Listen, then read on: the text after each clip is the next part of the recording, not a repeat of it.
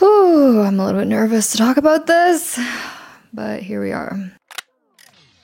I went from consuming nicotine basically every day for 3,600 and something days until I finally quit in January of 2024. If you're new to this channel, this is not my typical content, and if you're a familiar face, you might be wondering where this is all coming from. I've never talked about this on my channel because, to be quite honest, it's not something that I'm very proud of, but when I was going through the start of this journey, a lot of these videos on YouTube did give me a lot of inspiration and motivation, so if I can help at least one person, that's all that I could ask for from this one video. There's a lot of resources and professional advice out there. This is not it. I'm just here to share what I've been through and hopefully encourage some of you guys to consider making better choices for yourself, or maybe give you a better understanding if you have someone in your life that's going through this, because it is a unique challenge. It's kind of crazy to think of how long this was a part of my life for.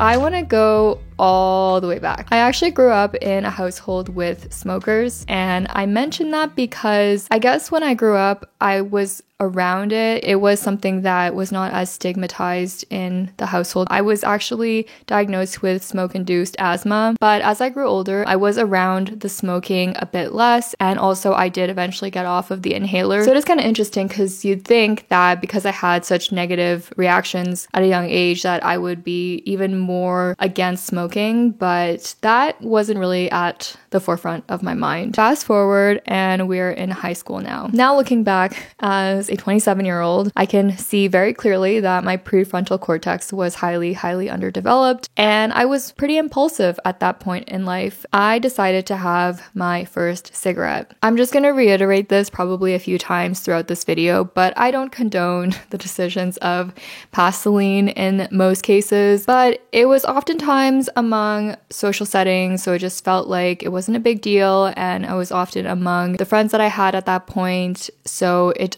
just didn't seem like it was a big problem. But I was wrong. I started to find myself craving smoking even outside of those social settings. Shocking. It got up to a point that I was smoking like 1 pack a day, and it was terrible. I was actually in a past relationship, and both of us were smokers then. He became very concerned about us both smoking and felt like it was something that needed to change. We instead decided an alternative that at that point seemed to be better was vaping. Keep in mind, this would have been around 2015, 2016, and at this stage, like, vaping is not what it looks like today. There's not enough research about vaping, long-term studies especially, but back then there was even less research. I will say right now that I don't think either of them are good. So I basically gradually transitioned off of smoking cigarettes, and I was then vaping. I started to see some quote-unquote benefits, like I no longer smelled like cigarette smoke. My hands and my nails didn't have that stain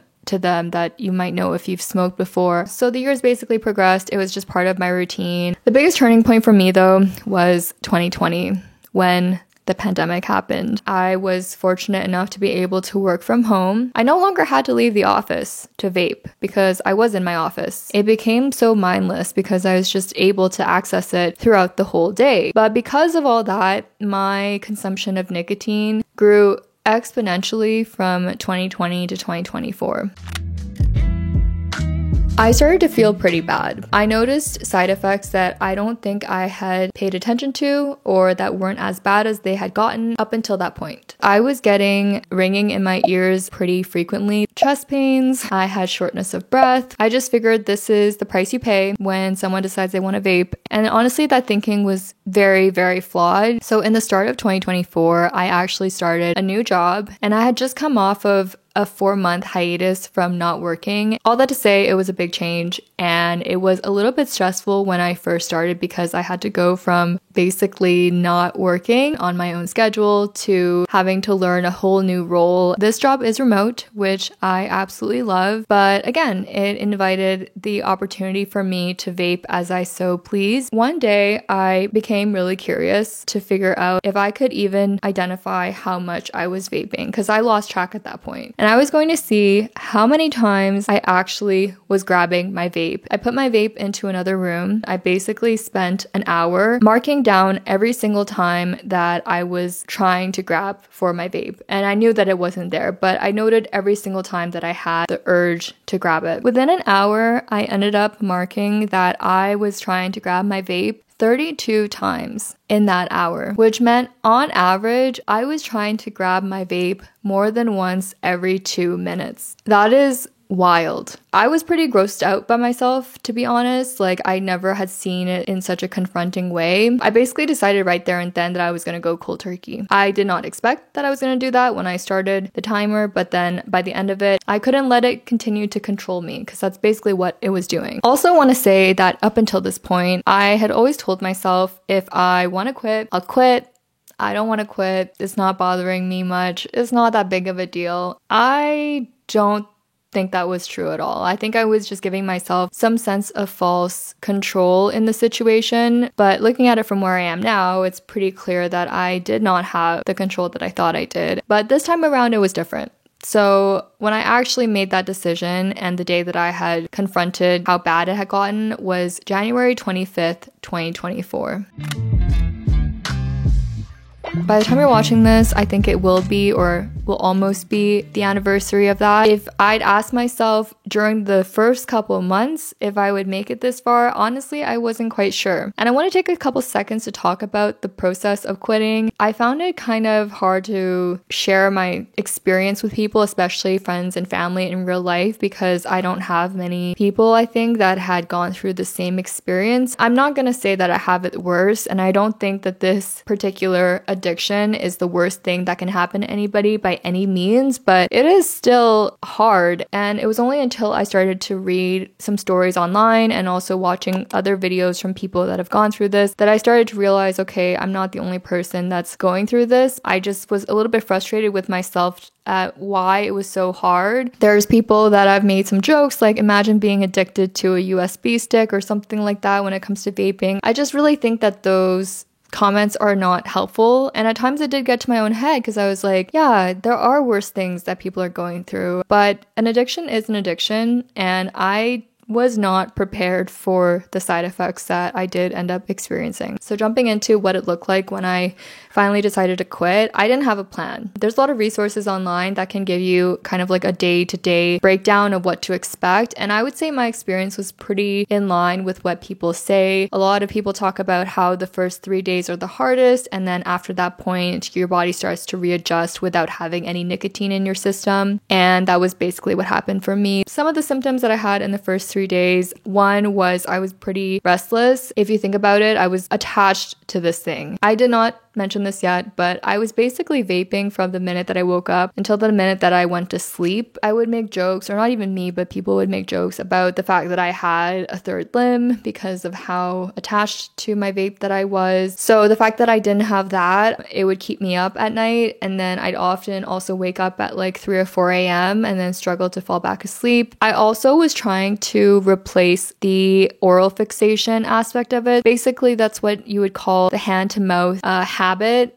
And if you're vaping especially, I think it's a little bit less aggressive with smoking, but for vaping and how frequent I was doing it, I had to break that habit or replace it with something else. Some people would share that having chewing gum or having candies was helpful, and I'll talk a little bit about the candy part in a second, but I did find that having alternatives and things in my environment that can kind of replicate that feeling was good. Also, other things that I experienced the most in the first 3 to 4 days were headaches at random points in the day. There was one aspect of quitting that continued past the 3 to 4 day mark. That was the cravings. I kept reminding myself I'd already made it this far, just keep going, but that did not shake the feeling, and I'll be totally honest, I was thinking about it every day. I just really had to keep myself busy, try to find, again, those things like the gum or Tic Tacs was a big one that I used, something that would help me break that habit with something that's not as harmful, and also just keep my mind busy with other things going on. Something else that did help me was a book by Alan Carr. It's called The Easy Way to Stop Smoking. I listened to it as an audiobook when I was quitting smoking cigarettes. There's a couple of things that did really stick with me. One is the way that he talks about how little we actually need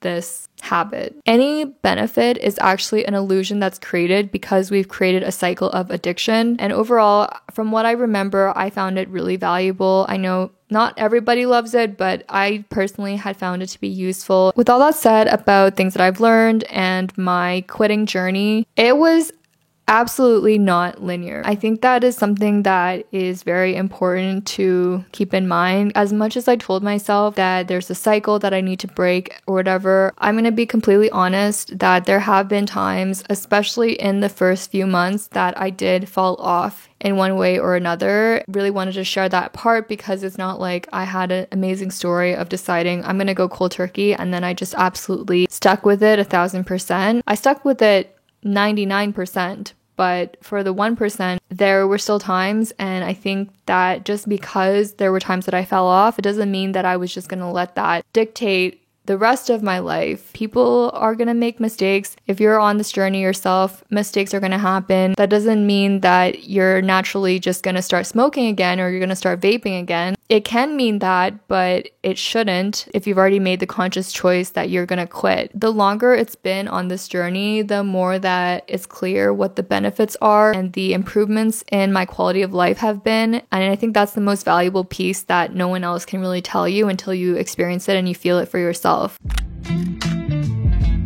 Let's talk about some of the most noticeable changes in my life. I definitely don't get that ringing in my ears as much or if ever anymore, unless I've gone to like a concert or there's an environment where there's a lot of loud noises. I don't get that anymore. So it really led me to believe that that was the main cause from all the research that I did. The chest pains that I was experiencing also subsided. Something that I did not really expect was weight gain, just at a high level, because again, I'm not a professional, but if you are vaping or you're smoking, your appetite is most likely going to be suppressed.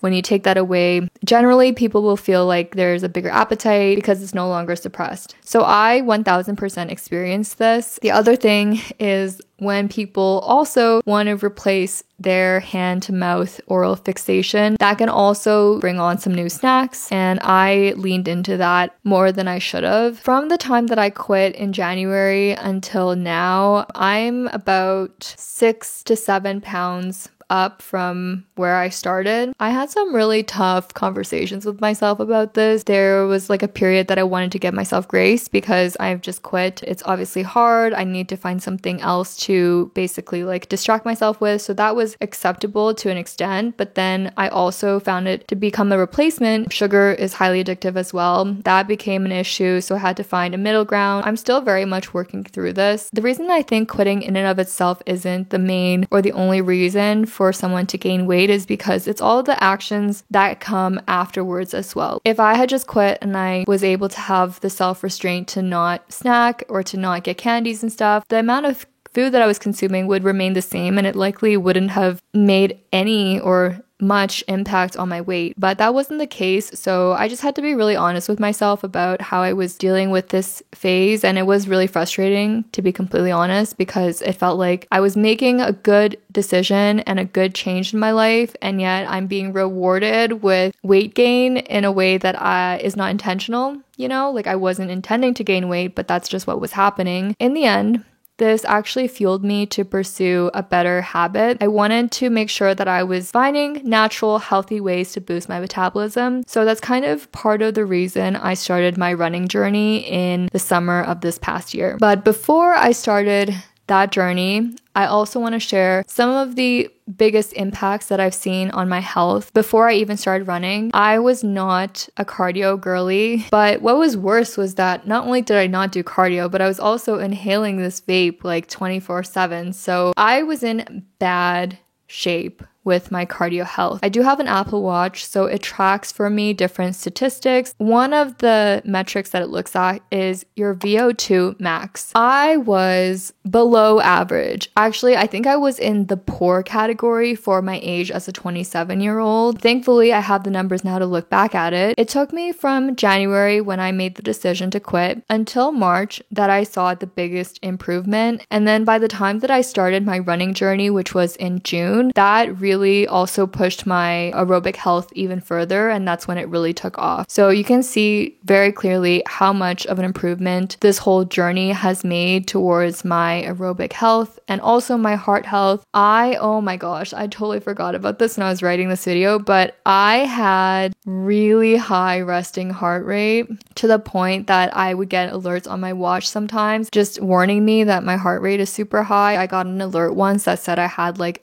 85 or 86 beats per minute and I was not doing anything. I was just sitting there and my heart was going crazy because I was not healthy. Thankfully, I can look back at the numbers and it's just very, very clear how much of an improvement this change has made on my life. It's hard because I think when you're going through it, it's like you don't want to hear people telling you that what you're doing is bad for you because you know that for yourself already. But also, I don't think I could understand or wrap my head around how much my life would improve, my quality of life, and little things like the chest pains, the ear ringing and stuff. Like, I don't need to live with that. There was no benefit to consuming nicotine every day, but I just had gotten so used to it. And I think that's for the most of us that go through this, it's just easier to stick to something that you've been doing rather than confronting the problem and actually putting in the effort to be uncomfortable and to push yourself to let go of this thing that is not serving you. And it took me